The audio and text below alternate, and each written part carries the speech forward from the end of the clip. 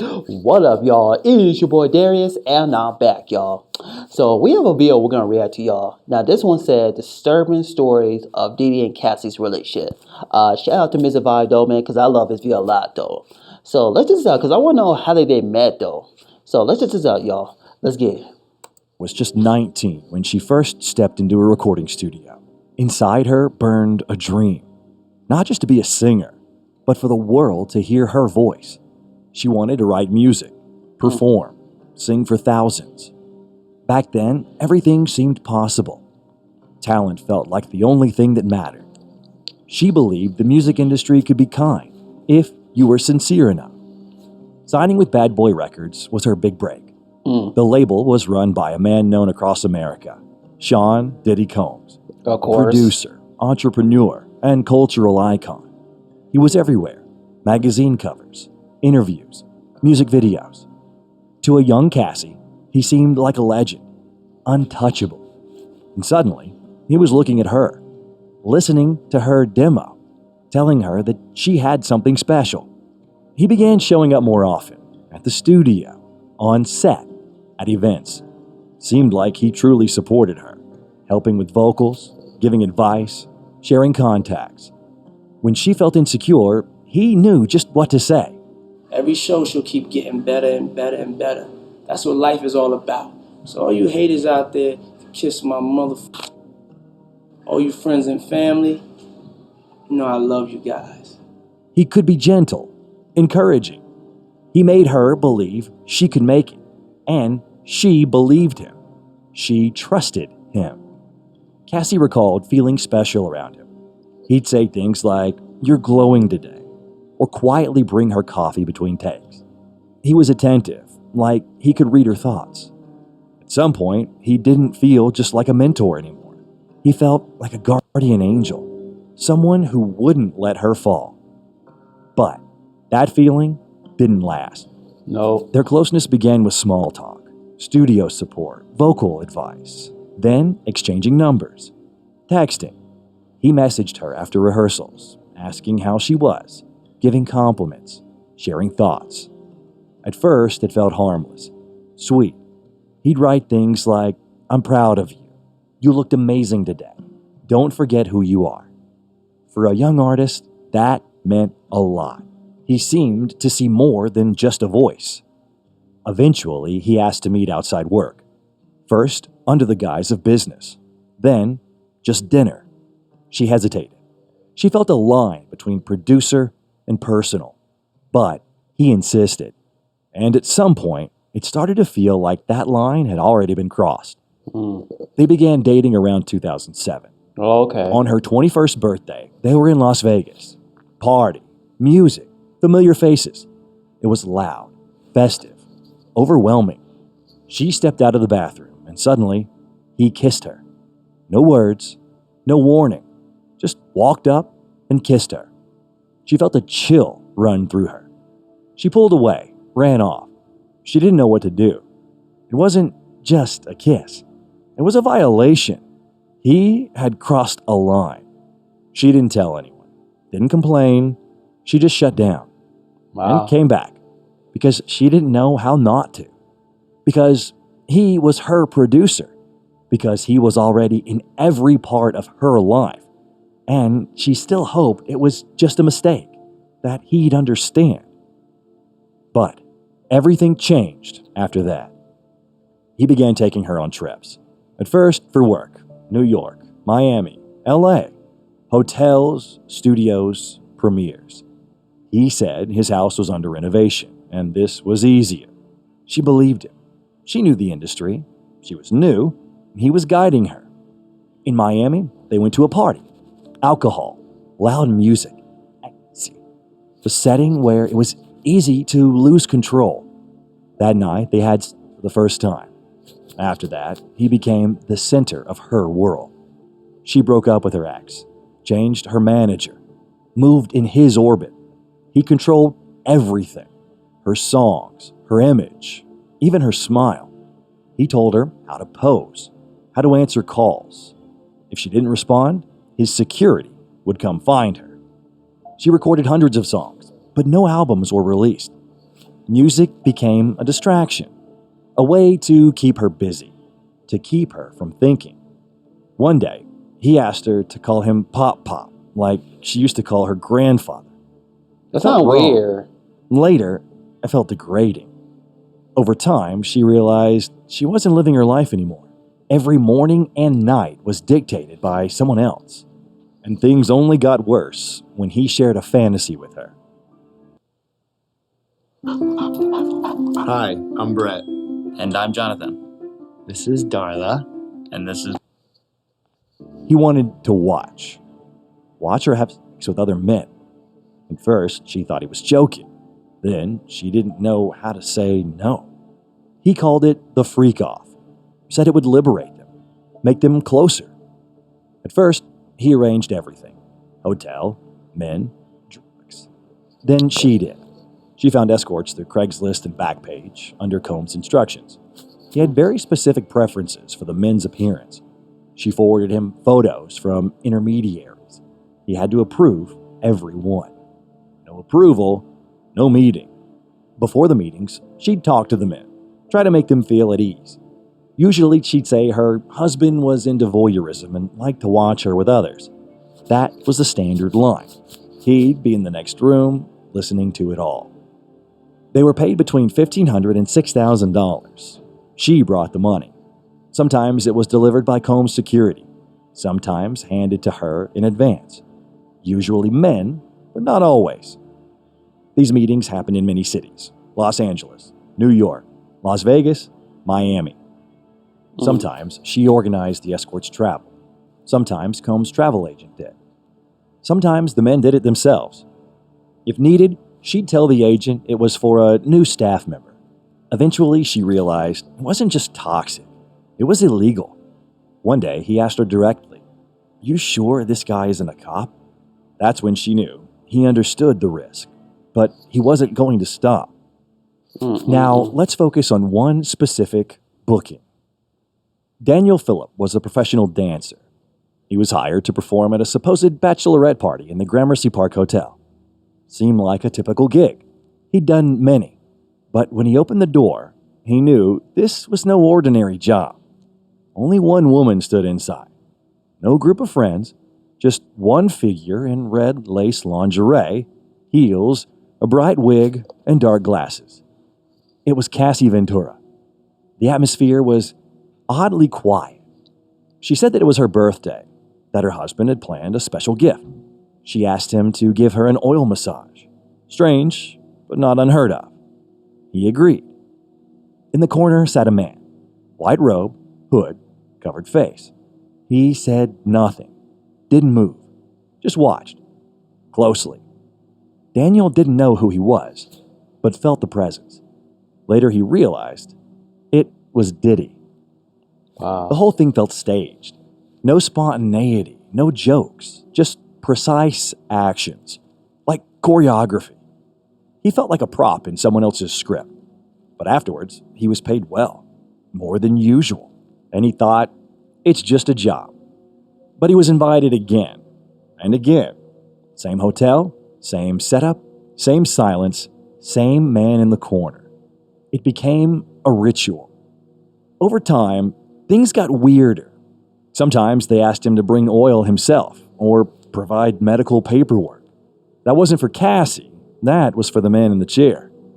One day, Cassie, with a blank, distant expression, asked him to urinate on her. He refused. Next time, she asked again, this time with the man present. He sat in the chair, watching. No reaction, What a just weirdo. observation. That's when Daniel realized refusal wasn't welcome. This wasn't Cassie's wish. It was part of someone else's ritual. On one visit, Diddy approached him and silently photographed his driver's license. Said, just in case. No explanation. But the tone said enough. You're being watched. You're under control. Daniel became afraid, but kept coming because he didn't know how to say no. Because he felt a strange, emotional connection to Cassie. She always seemed absent, like her mind was elsewhere. But sometimes he caught her gaze, and in her eyes he saw a silent plea. as if she wanted someone to stay, as if she hoped someone would just be there. The breaking point came unexpectedly. One day, Diddy walked in and saw Cassie sitting at her laptop. He called out to her. She replied she couldn't come. There were personal documents on her screen. In the next second, he grabbed her by the hair and dragged her into the bedroom. The door slammed shut. I don't like Then that. came the shouting, the sounds of hitting, a woman's voice begging, a man's voice demanding. Daniel Phillip froze. He couldn't intervene. He feared what would happen if he moved. He didn't leave immediately. He waited. She came out later, slowly. Her face was bruised, but she Jesus. said nothing. No explanation. The man asked if they were ready to continue. Philip couldn't. He doesn't even remember if he got paid. All that stayed with him was silence and fear. He never went to the police. He said he knew it would be pointless. The man was too powerful. He didn't believe anyone would stand up to him.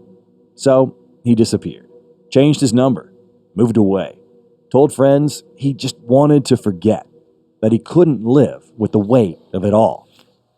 Later, Cassie shared that she often couldn't tell where her consent ended. Sometimes she simply agreed because she saw no other choice, because she was afraid, because saying no felt more dangerous.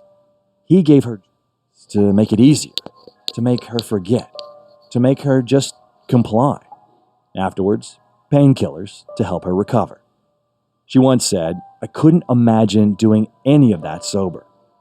After each freak-off, exhaustion, pain, physical and emotional.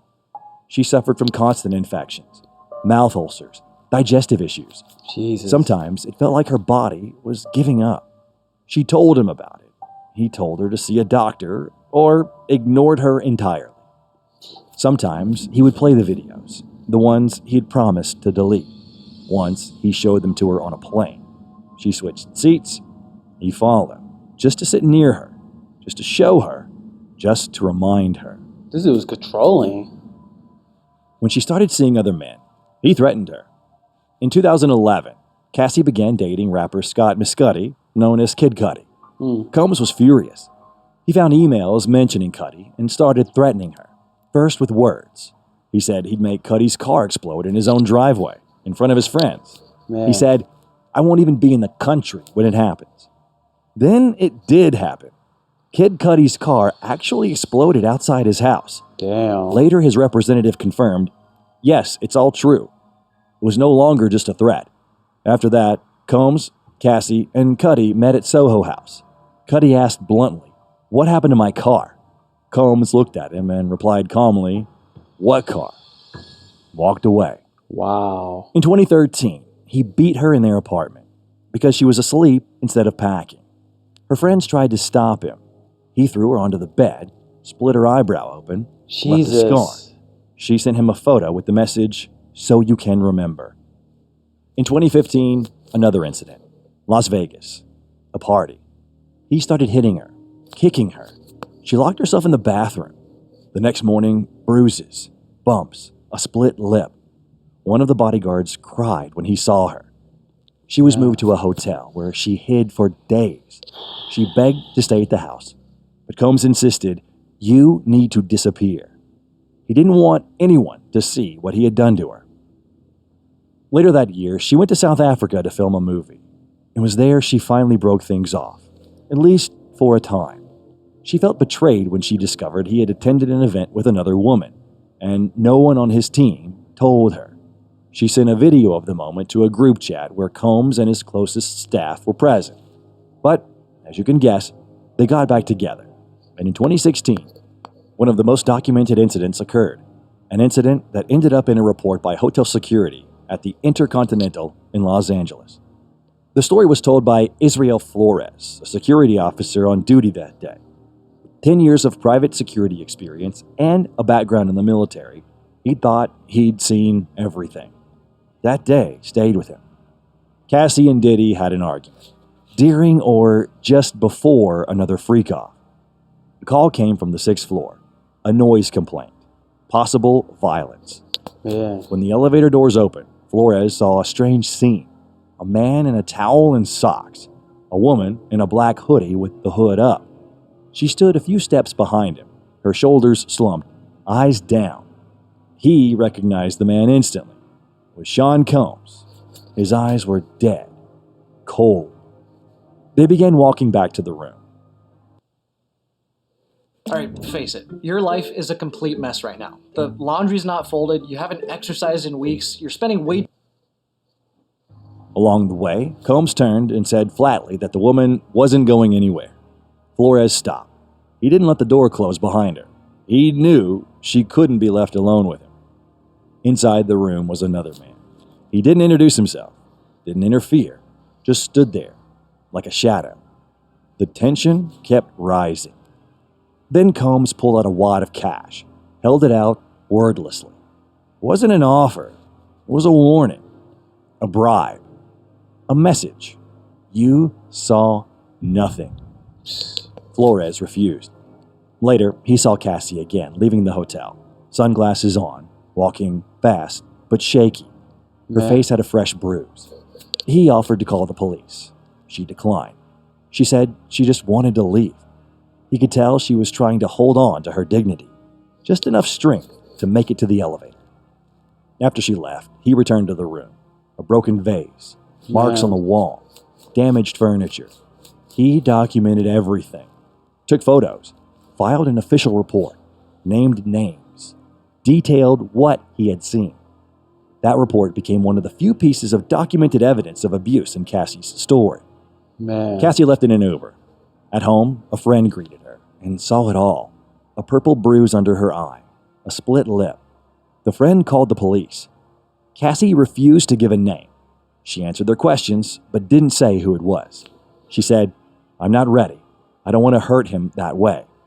Later in court, she recounted how, after the fight, he flooded her phone with messages. "Call me. The cops are here. I got 6 kids. You, please call. I'm surrounded. You're going to abandon me all alone." Ventura allegedly replied, "I have a black eye and a fat lip. You are sick for thinking it's okay to do what you've done. I still have crazy bruising. You always want to show me that you have the power. You knock me around. I'm not a rag doll. I'm someone's child." That incident was one of the first where someone on the outside didn't turn away, where an official report was made. She later described feeling empty, dirty, used, like an object. She cried, and still she came back, because she was scared, because she had nowhere else to go, because he kept reminding her, "You have no chance."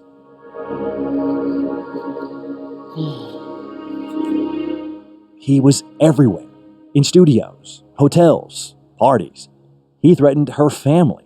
What a the partners. stalker. He said, "I have the videos. I'll release everything." In 2023, Cassie hit a breaking point. During filming, an attack, panic, tears, the desire to end everything. She walked to the door. Her husband stopped her, wouldn't let her walk into the night. She checked into rehab, therapy. She later said she didn't want to live anymore, that she couldn't carry this pain.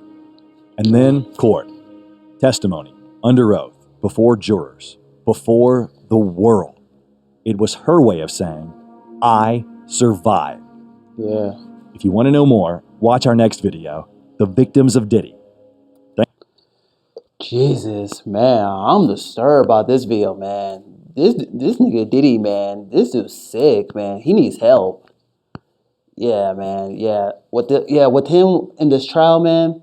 I don't know if he's gonna get free. I don't think he is though. I don't think he's gonna get away with this. I can't see it though. So we'll see what happens with this trial though, because it's going on right now.